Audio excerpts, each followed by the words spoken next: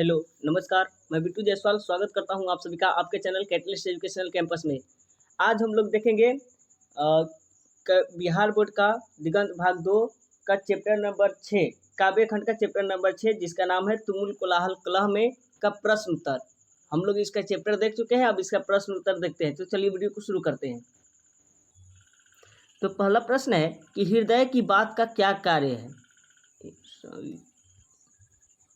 तो इसका आंसर आप लोग लिखिएगा कि घनघोर कोलाहल, अशांति और कलह के बीच हृदय की बात का कार्य मस्तिष्क को शांति पहुंचाना और उसे आराम देना है। मस्तिष्क जब विचारों के कोलाहल से घिर जाता है तो हृदय की बात उसे आराम देती है। हृदय कोमल भावनाओं का प्रतीक है जो मस्तिष्क को विचारों के कोलाहल से दूर करती है। नेक्स्ट प्रश्न है, कविता में उषा की किस भूमिका का उल्लेख है। तो देखिए, निरंतर दुख में डूबे हुए मन और व्यथा के घोर अंधकारपूर्ण वन में हृदय की बात उषा काल के खिले हुए प्रकाश की किरण से प्रतीत होती है। उषा की प्रातःकालीन दिन ज्योति जो घुटन भरी जिंदगी में आशा का नया संचार करती है। नेक्स्ट प्रश्न है कि चातकी पक्षी किसके लिए तरसती है। तो चातकी स्वाति नक्षत्र की पहली बारिश की छोटी सी बूंद के लिए तरसती है। नेक्स्ट प्रश्न है कि बरसात को सरस कहने का क्या अभिप्राय है। तो इसका उत्तर लिखिए कि हम जानते हैं कि बरसात में पानी आकाश से धरती पर गिरकर उसे रस भरी बनाती है। इसके पहले धरती गर्मी की प्रचंडता के कारण पानी के लिए तरसती रहती है। धरती जब पानी से भर जाती है तो पूरी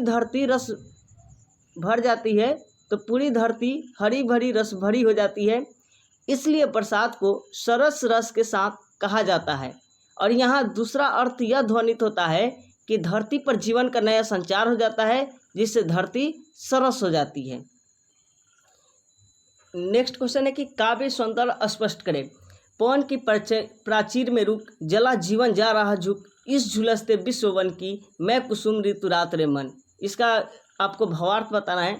तो आप लोग ऐसे तो लिखवा दी हैं, लेकिन फिर भी लिखिएगा कि प्रस्तुत पंक्तियाँ छायावादी कवि जयशंकर प्रसाद के कामायनी महाकाव्य के तुमुल कोलाहल कलह में कविता से यह उद्धृत लाइन है। और इस कविता में जीवन के कोलाहल और कलह के बीच मनुष्य के यांत्रिक जीवन को तुच्छ मानते हुए उसे हृदय की भावनाओं से जुड़ने का संकेत करता है। छायावादी कविता में प्रतीकों का बड़ा सफल प्रयोग हुआ है और अतः कवि यहाँ हर बात प्रतीक के माध्यम से समझाना चाहता है। जैसे आप लोग को मालूम है कि मनु मन का प्रतीक, श्रद्धा हृदय का और कीड़ा बुद्धि का।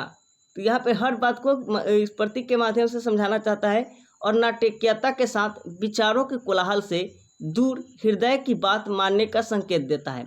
साथ ही इस पुरुष वर्चस्ववादी समाज में मन पुरुष का प्रतीक है तो नारी हृदय का, और हृदय में ही कोमल भावनाओं का उदय होता है। अतः कवि कहता है कि जिस तरह हवा जब जोरों से चलती है तो बवंडर का निर्माण करती है, जो एक किले के समान है जहाँ न आने का रास्ता है न जाने का। इस किला में जीवन थम सा गया है, वह अग्नि पुंज की भांति जल रहा है।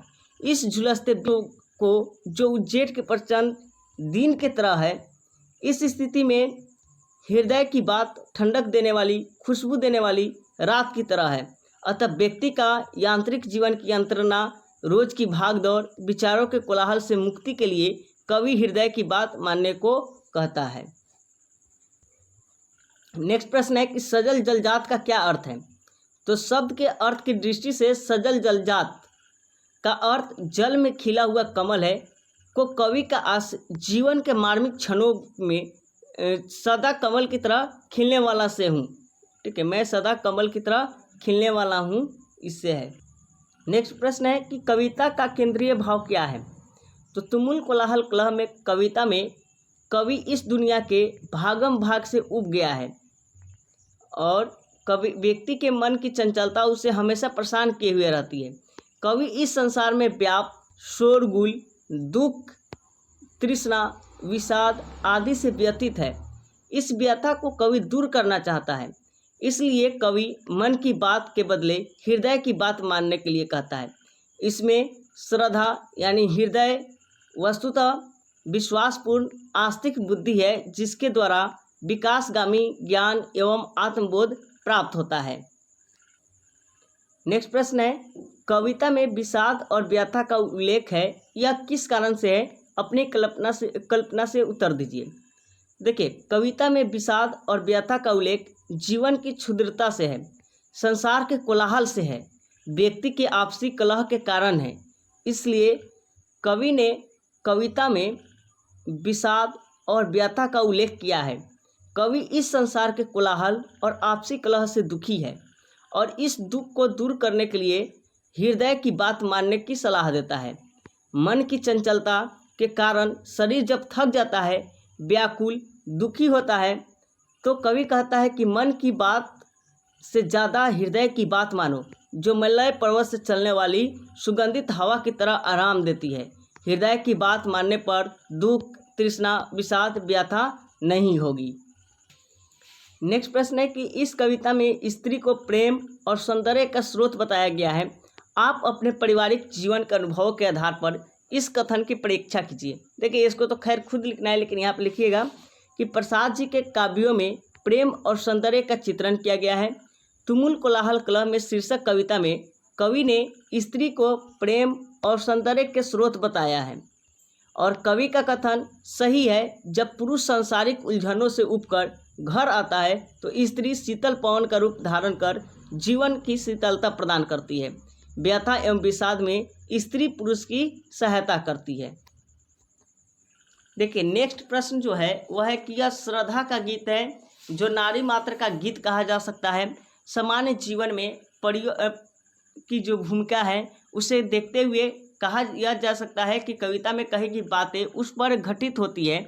विचार कीजिए और गृहस्थ जीवन में नारी के अवदान पर एक छोटा निबंध लिखिए।